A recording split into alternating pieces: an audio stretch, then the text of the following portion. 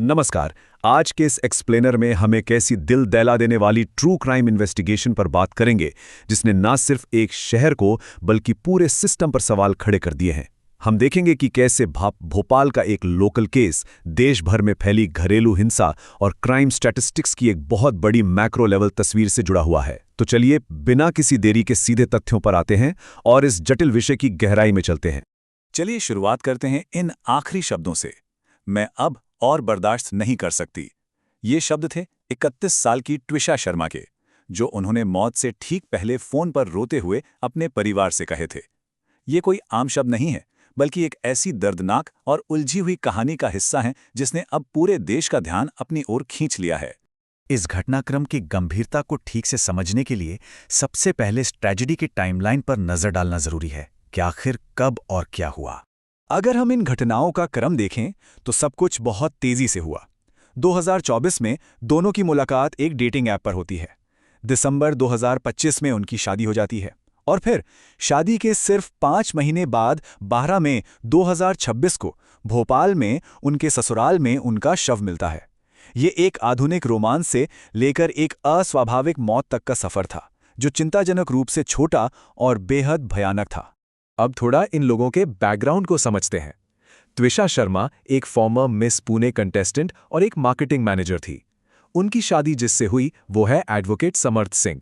यहां सबसे अहम बात यह है कि समर्थ भोपाल के एक रिटायर्ड डिस्ट्रिक्ट जज के बेटे हैं। इसका मतलब है कि पति के परिवार की कानूनी और प्रशासनिक दायरों में कितनी गहरी पैठे है। परिवार वालों का दावा यह भी है कि शादी के बाद ट्विशा ने अपनी जॉब तक छोड़ दी थी। अब आते हैं उस हिस्से पर जिसने इस केस को इतना सेंसिटिव बना दिया है, यानी नोएडा में बसे मृतका के परिवार द्वारा लगाए गए आरोप। देखिए, मृतका के भाई, जो कि खुद एक आर्मी मेजर हैं, उन्होंने कुछ बेहद गंभीर आरोप लगाए हैं। हालांकि ये अभी कानूनी रूप से साबित होना बाकी है, लेकिन उनका दावा है कि 20 लाख रुपए के उस इन्वेस्टमेंट की दहेज के रूप में मांग की गई, जो पिता ने ट्विशा को गिफ्ट किए थे।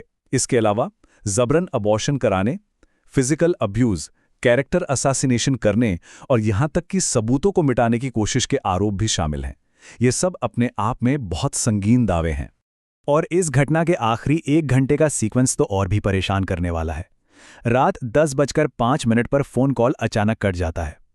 ठीक 15 मिनट बाद 10:20 पर ससुराल वाले बताते हैं कि उसकी सांस नहीं चल रही है, और रात लगभग 11 बजे अस्पताल पहुंचने पर डॉक्टर्स उन्हें मृत घोषित कर देते हैं। एक और चौंका देने वाली बात जो परिवार ने बताई वो ये कि इस घटना से पहले ही वापस नोएडा आने के लिए एक ट्रेन टिकट बुक कर लिया गया था। इन आरोपों से थोड़ा आगे बढ़ते हैं और देखते हैं कि अब तक की पुलिस जांच और फोरेंसिक्स में क्या ठोस तथ्य निकलकर सामने आए हैं। यहां एक मेडिकल टर्म समझना बहुत जरूरी है, एंटीमॉर्टम इंजरीज। इसका सीधा सा मतलब है मौत होने से ठीक पहले शरीर पर आई चोटें। एम्स भोपाल की पोस्टमार्टम रिपोर्ट में बताया गया है कि मौत का कारण फांसी था, लेकिन ऑटोप्सी में हाथ और कान के पास मौत से पहले आई ऐसी चोटें मिली हैं। साथ ही सैंपल्स को टॉक्सिकोलॉजिकल एनालिसिस के लिए भेजा गया है और 1 हफ्ते पहले हुए अबॉर्शन की भी पुष्टि हुई है। अब सवाल उठता है कि अधिकारियों ने अब तक क्या एक्शन लिया है। तो देखिए, भारतीय न्याय संहिता यानी BNS के तहत दहेज हत्या और क्रूरता की FIR दर्ज हो चुकी है।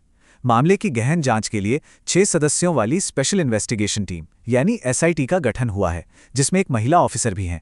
फरार पति की तलाश लगातार जारी है, जबकि रिटायर्ड जज को उनकी उम्र के आधार पर एंटिसिपेटरी बेल मिल चुकी है। वहीं दूसरी तरफ परिवार लगातार एम्स दिल्ली में दूसरे पोस्टमार्टम की मांग कर रहा है।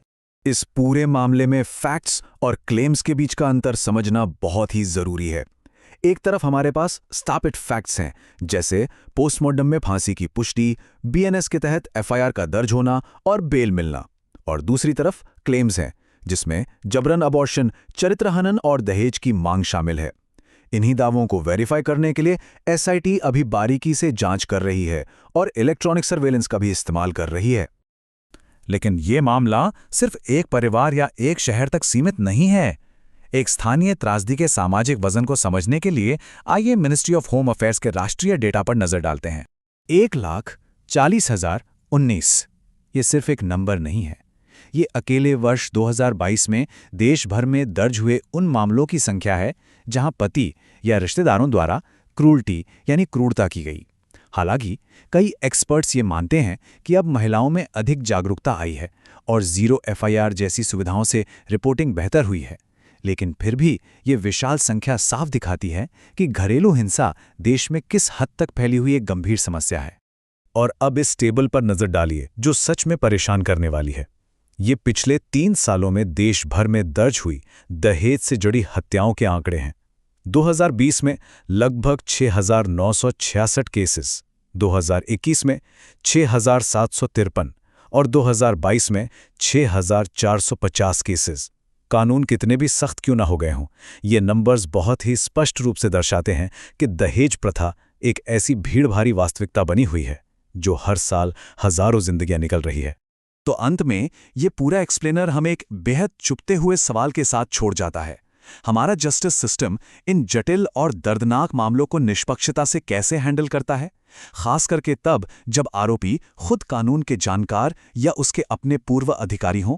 सत्ता का प्रभाव, घरेलू सुरक्षा और इन डेटा द्वारा उजागर की गई रियलिटी के बीच का ये टकराव सच में सोचने पर मजबूर कर देता है। इस बारे में जरूर सोचिएगा।